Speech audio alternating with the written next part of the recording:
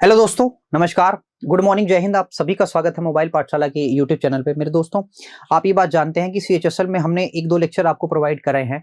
Percentage एक तो नहीं, तीन चार लेक्चर एक्चुअली प्रोवाइड किया है परसेंटेज के, यानी परसेंटेज में जितनी भी चीजें होती हैं। देखो, हर चीज बेसिक से स्टार्ट होती है। परसेंटेज अगर आप प्रॉफिट लॉस करना चाहते हैं तो सिंपल सी बात, आपको परसेंटेज आना ही चाहिए। देखो, कुछ चीजें मैं मतलब शॉर्ट लिस्ट करके रखा हुआ हूं कि ये चीजें डेफिनेटली एग्जाम में पूछी ही जाती हैं, तो वो पूछी ही जाएंगी। 100 नहीं, 200% पूछी जाएंगी।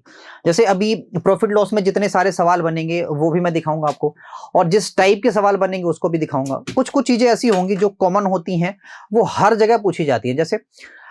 जैसे अभी कुछ ऐसे टॉपिक्स होंगे जो सीएचएसएल में पूछ ले जाएंगे, जो कुछ ऐसे टॉपिक होंगे जो सीजीएल में भी आएंगे, एमडीएस में भी आएंगे, जीडी में भी आएंगे। कुछ ऐसे टॉपिक होते हैं जो कॉमन टॉपिक होते हैं, लेकिन वो ऐसे टॉपिक होते हैं जो बहुत रेयर छोटे एग्जाम में पूछे जाते हैं।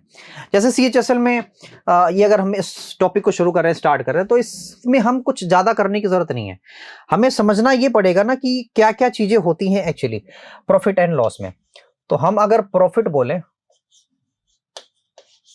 एंड लॉस, इसका ब्रीफ बोले कि ब्रीफ क्या होगा, तो पहली बात तो प्रॉफिट और लॉस को बोलते हैं हम लाभ, ठीक है, और हानि। ये दो चीजें बोलते हैं, ठीक है। और लाभ हानि हो कैसे सकती है दोस्तों? जब हम किसी भी सामान का क्रय और विक्रय करेंगे, यानी खरीदे और बेचेंगे। यानी कि मैं ये बोल सकता हूं कि अगर मैंने किसी वस्तु को खरीदा तो उसको हम बोलते हैं क्रय मूल्य, ठीक है, यानी कि अंग्रेजी में बोलते हैं कॉस्ट प्राइस, ठीक है, ठीक है। यानी कि इसको हम शॉर्ट फॉर्म में बोलते हैं सीपी। देखो दोस्तों, अगर कहीं भी स्पेलिंग में मिस्टेक होती है तो आप बिल्कुल चिंता मत करेंगे। क्यों? क्योंकि आप मैथ्स पढ़ रहे हैं, इंग्लिश में इंग्लिश नहीं पढ़ रहे हैं, ठीक है। तो अगर आपकी अंग्रेजी अच्छी होगी तो आप अच्छी अंग्रेजी करते चले जाएंगे। दूसरा भाई साहब, मेरा मूल्य होता है विक्रय मूल्य। अगर हम किसी चीज को खरीद रहे हैं तो उसको बेचेंगे भी, क्योंकि खरीदने बेचने से ही तो हमें प्रॉफिट एंड लॉस होगा। तो दूसरे को हम बोलते हैं विक्रय मूल्य, जिस मूल्य पर बेचा जाता है, जिसको हम बोलते हैं सेलिंग प्राइस, ठीक है। क्या बोलते हैं? सेलिंग प्राइस, सेलिंग प्राइस बोलते हैं। इसको शॉर्ट फॉर्म में हम एसपी बोलेंगे। और भाई साहब, इसको हम लास्ट वाले को बोलते हैं मार्क प्राइस।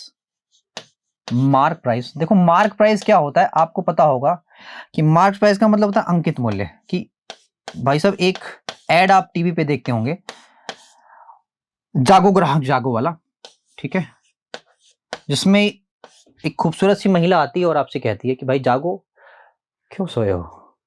तो आप फटाक से जाग जाते हैं। नहीं, ऐसा कुछ भी नहीं होता। होता ऐसा है कि वो कहती है कि अगर आप एमआरपी पे कोई चीज खरीद रहे हैं तो उस पर भी मोल भाव कर सकते हैं। सेम चीजें वहां पे दिखाएंगे हम आपको, बात आई समझ में? ठीक है। जैसे दुकानदार अगर बोले कि नहीं मेरी लिस्ट देख लो, तो भैया लिस्ट होता है, उसी को हम अंकित मूल्य भी कहते हैं। अगर किसी चीज पे अंकित है तो उसको हम अंकित मूल्य बोलेंगे। किसी चीज को अगर लिस्ट बना के लिखा गया है तो उसको हम लिस्ट प्राइस बोलते हैं, ठीक है ना। दोनों ही चीजें होती हैं दोस्तों। हमें कब प्रॉफिट होता है ये भी जरा समझ लीजिए। प्रॉफिट कब होता है? देखो दोस्तों, प्रॉफिट हमें तभी होगा जब हमारे पास हमारा एसपी बड़ा हो और सीपी छोटा हो। यानी प्रॉफिट बराबर क्या होता है? एसपी माइनस सीपी के। हमें लॉस कब होता है ये भी आप समझ लीजिए। हमें लॉस तब होता है जब हमारा सीपी बड़ा होता है, एसपी छोटा होता है। इसका मतलब सीधा सीधा है। अब बड़े ध्यान से मेरी बात सुन लीजिएगा। मतलब अगर हमने ज्यादा में खरीदा, सॉरी, अगर हमने कम में खरीदा और ज्यादा में बेचा तो मुझे प्रॉफिट हुआ। अगर मैंने ज्यादा में खरीदा और कम में बेचा तो मुझे लॉस हुआ, ठीक है।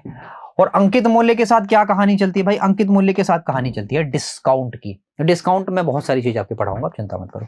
देखो, डिस्काउंट हमें कब मिलेगा? तो सिंपल सी बात है कि जब आप जाते हैं इंफॉर्मेशन सेंटर पे कोई एक बुक खरीदने, मैथमेटिक्स की बुक खरीदने, तो आपके जो बुक के जो पीछे जो रुपए प्रिंटेड होते हैं, तो दुकानदार कहता है बेटा इसी पे मैं 25% का डिस्काउंट दे दूंगा। तो वो अपने कॉस्ट प्राइस पे डिस्काउंट नहीं देता है, वो सिर्फ और सिर्फ अपने जो मार्क प्राइस होता है उस पर डिस्काउंट देता है। बात आई समझ में? तो मार्क प्राइस पे डिस्काउंट देगा और इसके बाद क्या कर लेगा भाई? उसको अब बेच देगा। यानी कि इसको हम एमपी बोल दें, कोई दिक्कत? यानी एमपी पे, सुनिए मेरी बात ध्यान से, एमपी होगा इसमें सबसे बड़ा, और जिस मूल्य पे बेचेगा वो दोनों को घटा देंगे तो भाई साहब आएगा डिस्काउंट। अब बात ये करते हैं कि इसमें परसेंटेज कहां से आता है। जैसे अभी मैं बोलूं कि प्रॉफिट परसेंट क्या होगा सर, तो भाई साहब अगर प्रॉफिट परसेंट निकालेंगे तो प्रॉफिट बटा सीपी बटा 100, ये होता है प्रॉफिट परसेंट। सेम वही चीज अगर मैं बोलूं कि लॉस परसेंट क्या होगा, तो सर लॉस परसेंट होता है लॉस बटा सीपी बटा 100। ठीक है। तीसरी चीज अगर मैं बोलूं भाई साहब डिस्काउंट परसेंट क्या होगा, तो डिस्काउंट परसेंट, डिस्काउंट ये हमेशा एमपीपी दिया जाता है, याद रखना। यानी एक दो नहीं, तीन चार चीजें आपको याद रखनी है कि डिस्काउंट हमेशा एमपी पे दिया जाएगा और प्रॉफिट हमेशा किस पे, सीपी पे। यानी कि जब कभी मैं प्रॉफिट का फ्रैक्शन निकालूंगा तो 1 बटा समथिंग अगर आएगा या 2 बटा समथिंग आएगा तो 2 मेरा प्रॉफिट होगा और समथिंग मेरा क्या होगा, सीपी होगा। ठीक उसी तरीके से अगर कोई डिस्काउंट परसेंटेज दिया होगा और उसका मैं फ्रैक्शन निकालूंगा तो ऊपर वाला मेरा डिस्काउंट होगा, नीचे वाला मेरा मार्केट प्राइस होगा। आई बात समझ में, क्लियर हो गया भाई। अब एक चीज और सुन लो, कभी कभी क्या होता है ना कि सीधे सीधे हमें जैसे अभी आप समझ रहे हैं कि आपके पास जो रिलेशन मौजूद है वो डिस्काउंट और मार्क प्राइस और सेलिंग प्राइस का है, लेकिन आपका सीधे रिलेशन नहीं पता है डिस्काउंट, मार्क प्राइस और सीपी और प्रॉफिट का। तो एक फॉर्मूला मैं आपके सामने लिख रहा हूं, ये सीधे सीधे रिलेशन बताता है मार्क प्राइस और कॉस्ट प्राइस का। 100 प्लस प्रॉफिट, परसेंटेज नहीं लगाएंगे तो भी चलेगा, माइनस का डिस्काउंट। ये होता है दोस्तों सीधे एमपी से सीपी को जोड़ने का तरीका। सारा चैप्टर का ब्रीफ हो गया, सवाल को एक एक करके हम टैकल करेंगे। कह रहा एक व्यक्ति है 20 वस्तुएं एक कीमत पर बेचता है और 20% का लाभ प्राप्त कर लेता है। तदनुसार उसके द्वारा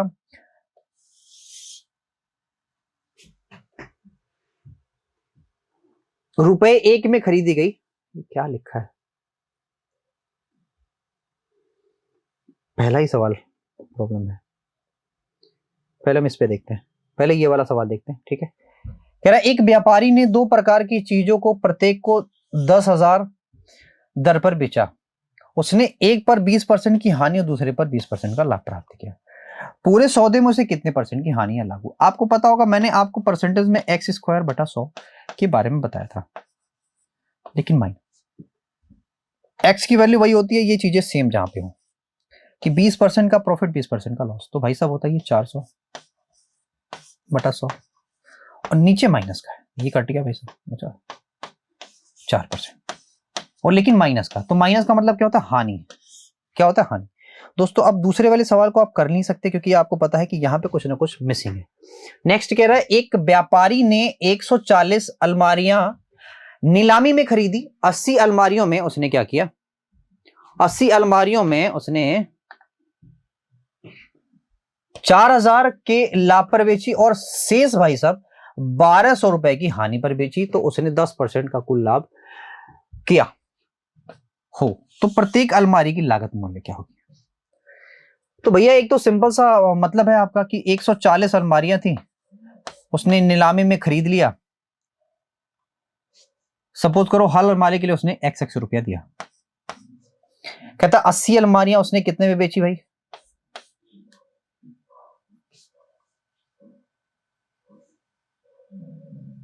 $4,000 लाभ पर बेच दिया। ओए एक सेकंड रुक जाना भाई,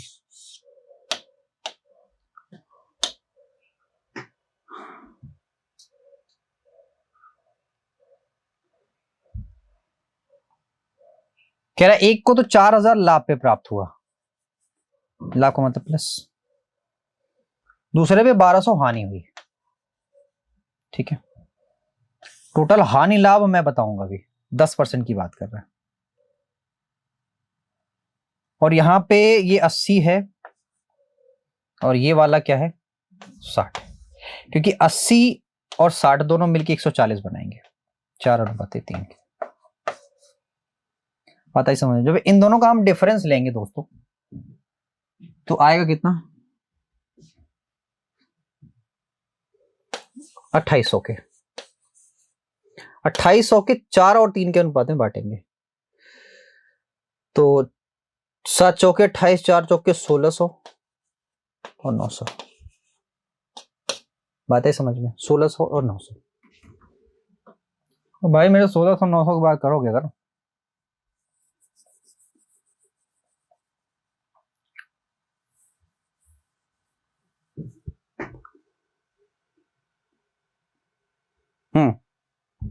ठीक है, तो भैया 900 घटा लोगे या इसमें 1600 जोड़ दोगे? अरे एक सेकेंड, ये 900 हुआ, ये 4900 हो जाएगा। 900 घटाएंगे तो कितना होगा? ये होगा 1600। 1600 इसमें जोड़ोगे तो आएगा कितना? 2800, है ना? 140 से डिवाइड कर लो तो 200 आएगा सवाल का उत्तर, है ना? ठीक है, आप समझ रहे हो ना? ये मतलब ये इतना आया तो 140 से टोटल यही तो है, टोटल मूल्य ये है, अलमारी ये है, तो कुल मिला के 200 रुपया। ठीक है भाई, एक दुकानदार 10 रुपए प्रति 7 पेन की दर से पेन खरीद लिया और उसने 40% लाभ पर बेचा, तदनुसार उसे किसी खरीदार को 10 रुपए में कितने पेन मिले? ठीक है, तो भाई साहब कह रहा है कि 10 रुपए में उसने 7 पेन ले लिए। ठीक है, बात आई समझ में? तो 140 का हम सॉरी 40% का हम फ्रैक्शन बनाते हैं। 40% का फ्रैक्शन होता है 2/5, यानी अगर 5 की चीज है तो मैंने 7 में उसको बेचा। लेकिन आर्टिकल में जस्ट अपोजिट होता है, मतलब अगर 7 उसने खरीदा है तो जस्ट अपोजिट यानी 5 वो बेचेगा। बात आई समझ में? इतनी सी बात करनी थी आपको, कुछ नहीं बाकी। एक वस्तु है 3100 रुपए में बेचने पर सोनू ने 24% का लाभ कमाया। इस वस्तु की लागत कीमत क्या है? मस्त सवाल है। कह रहा है एक वस्तु को 3100 में बेचने पर इतना लाभ कमाता है, तो सिंपल सी बात है, उस वस्तु को हमने बेचा ही है 124%। ये कह रहा है 3100 रुपए के बराबर। आपसे पूछ रहा 100% की वैल्यू क्या होगी? 3100 गुणा 100% बटा 124, तो 31 जस्ट चौका होता है ये, बताइए समझ में? तो 4 25 से 100 होगा, तो 2500 आपके सवाल का सही उत्तर होगा। बोलो हाँ या ना? 2500 आपके सवाल का उत्तर होगा कि नहीं? होगा ना? बहुत बढ़िया। नेक्स्ट, 20% के लाभ की प्रतिशतता विक्रय मूल्य के प्रतिशत के रूप में परिकलित करने पर होगी। मतलब कह रहा है कि अगर ये 20% लाभ है तो आपको पता है, मैंने ही आपको बताया कि प्रॉफिट हमेशा सीपी पे काउंट किया जाता है। ये कह रहा है सीपी पे नहीं, एसपी पे काउंट करके देखो कि प्रॉफिट परसेंटेज क्या आता है। ठीक है, तो इसलिए हम 20% का फ्रैक्शन बनाएंगे। तो भाई साहब 20% का फ्रैक्शन बच्चा जानता है कि 1/5 ही होगा। मैंने आपको बार बार बताया है कि ऊपर वाला मेरा प्रॉफिट होगा, नीचे वाला मेरा क्या होगा? सीपी होगा। तो सीपी मेरे पास है 5 और प्रॉफिट हो 1, तो एसपी कितना होगा सर? एसपी होगा 6। तो कह रहा है कि 1/6 ये कितना रेशियो बताएगा? तो वो होगा 16। कितना परसेंटेज बताएगा? तो 16 से 2/3%। ठीक है भाई, ठीक है ना? नेक्स्ट, कह रहा है एक व्यक्ति ने 50 पेन 50 रुपए प्रति पेन की दर से खरीदे, अनंतर उसने 40 पेन 5% हानि पर बेच दिए। अब वह अगर 10% कुल लाभ का आकांक्षी हो तो उसे शेष पेन कितने % लाभ पर बेचने चाहिए? भाई साहब इस सवाल को अगर मैं एलिगेशन से बता दूं तो आपको कोई दिक्कत है? नहीं होनी चाहिए दिक्कत। कह रहा मेरे पास कुल मिला के 50 पेन है, ठीक है, और अगर 50 पेन है तो मैं ये कह सकता हूं कि 40 पेनों को आपने क्या किया है? 5% हानि पर बेचा है। हानि का मतलब ये होता है माइनस, और बाकी 10 पेनों को आपने क्या किया है? 10% लाभ पर बेच दिया, तो इसका मतलब होता है प्लस। देखो ये आप कैंसिल आउट कर दोगे तो अनुपात हो जाएगा 4:1। इन दोनों का डिफरेंस कितना होगा? +10 से -15, ये होगा 15 की। इसको आप 4:1 के अनुपात में बांटोगे। देखो 4:1 के अनुपात में बांटना बड़ा आसान है। 5 3 15, 3 चौक के 12 अनुपात 3। सिंपल सी बात है, ये वाला 12 होगा, ये वाला 3 होगा। तो दोस्तों अगर मुझे ये वाली वैल्यू चाहिए तो आप ये बात समझते हैं कि ये वाली जो वैल्यू होगी इस वाले से बड़ी, इस वाले से छोटी होगी, जस्ट छोटी होगी। तो ये वाला -2 होगा। -2 का मतलब -2%, तभी आप इन दोनों का डिफरेंस लेंगे तो आएगा 12, है ना? इन दोनों का डिफरेंस 12, यानी कि कुल वस्तुओं को हमने -2% हानि पर बेचा। कुल वस्तुओं को हमने, अच्छा ये भाई ओए होए, एक सेकंड रुको बच्चा, सवाल में थोड़ा सा मिस्टेक मैंने कर दिया, थोड़ा सा मिस्टेक, सवाल में थोड़ा सा मिस्टेक होगा, थोड़ा सा। भाई ये नहीं है, कह रहा है कुल उसने अगर 10% का प्रॉफिट कमाया है, ठीक है, तो ये है, और ये 4:1 अभी मैंने किया ही था, तो कह रहा है बताओ ये कितना होगा, ठीक है, शेष का मतलब ये है ना। तो अब इन दोनों का डिफरेंस भाई साहब होगा 15 के, 1 बराबर 15 के, 4 बराबर 15 चौके 60 के, तो भैया यहां होगा 50, 50 कितना होगा 50, कितना होगा 50। तो कह रहा है कि बताओ बाकी शेष को कितने % लाभ पर बेचा जाएगा। तो शेष का मतलब ये है कि भैया 10 रुपए का पेन है, तो 50% लाभ पे बेचने का मतलब ये है कि भैया हमने 15 रुपए में बेचा, है ना भाई, सिंपल सी बात है। अरे 10 की पेन है, 10 रुपए की 10 पेन, तो 5 लाभ ले लिया तो 15 में बेचूंगा, 50% का लाभ यही तो हुआ। कह रहा है किसी वस्तु को 78 रुपए में बेचने पर 4% का लाभ होता है, यदि उसी वस्तु को 60 रुपए में बेचे तो कितने % की हानि होगी। भाई ये अच्छा सवाल है ये वैसे, ठीक है, आप जरा देखो सवाल को, कह रहा है 78 रुपए में अगर बेचा तो 4% की हानि होती है। भैया 4% की हानि का मतलब 96 यूनिट में मैंने बेचा। आपसे पूछ रहा है 60 में बेचने पर क्या होगा, ठीक है, तो भैया मेरे आप एक काम करो, यहां से 100 यूनिट की वैल्यू निकाल लो, ठीक है, यहां आप क्या करोगे 60 निकालोगे, ठीक है, तो सेम करना पड़ेगा मुझे 96/78 गुणा 60, ठीक है, ये होगा 60 यूनिट की वैल्यू। अब इसमें करना बड़ा आसान है, देखो 6 कम 6 होगा, 6 तिया 18 होगा, ठीक है, ये चला गया, ठीक है, और आप जानते हो ये डेसिमल में ही आना है क्योंकि 906 डिवाइड बाय 13 है ना। अब जो भी है कर लेना अपना, ठीक है। नेक्स्ट, एक व्यक्ति ने 20 सेब 100 रुपए में बेचे और 10% का लाभ प्राप्त किया, तदनुसार उसने 100 रुपए में कुल कितने सेब खरीदे।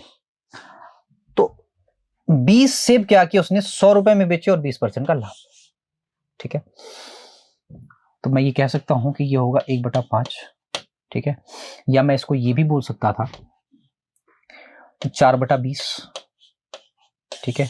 प्रॉफिट का मतलब ये है कि 20 वाला क्या बिक रहा है 24 में, 20 वाला बिक रहा है 24 में, तो 20 मैंने खरीदे, 20 मैं बेच रहा हूं तो 24 में खरीद के आया था, बस पुराने सवाल की तरह। नेक्स्ट है, एक वस्तु है 20% के लाभ पर 300 में बेची जाती है, कह रहा अगर वो 235 में बेची जाती तो हानि का प्रतिशत बताओ। तो यहां से आप सीपीबी निकाल सकते हो, मतलब 120% दैट इज इक्वल टू 300 रुपए के, तो 100% बराबर किसके होगा, तो 300 गुणा 100 बटा 120, ये गया 3 चौके 12 हुआ, 100 हुआ, तो 250 हो गया।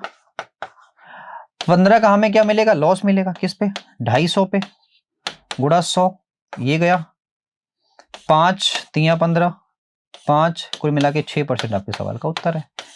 हाँ जी 6%, यानी कि 6% को आपको हानि होने वाली है इसमें, पता है समझ में। तो ये है प्रॉफिट लॉस का पहला लेक्चर, उम्मीद है कि आपको इससे बहुत सारी हेल्प मिलेगी, और बेसिकली जो आपको हमने स्टार्टिंग में जो चीजें बताई उससे, तो वीडियो पूरा देखिए, जब तक पूरा नहीं देखेंगे तब तक समझ में चीजें आने वाली नहीं है। आज के लिए इतना ही, thank you very much, bye bye, take care.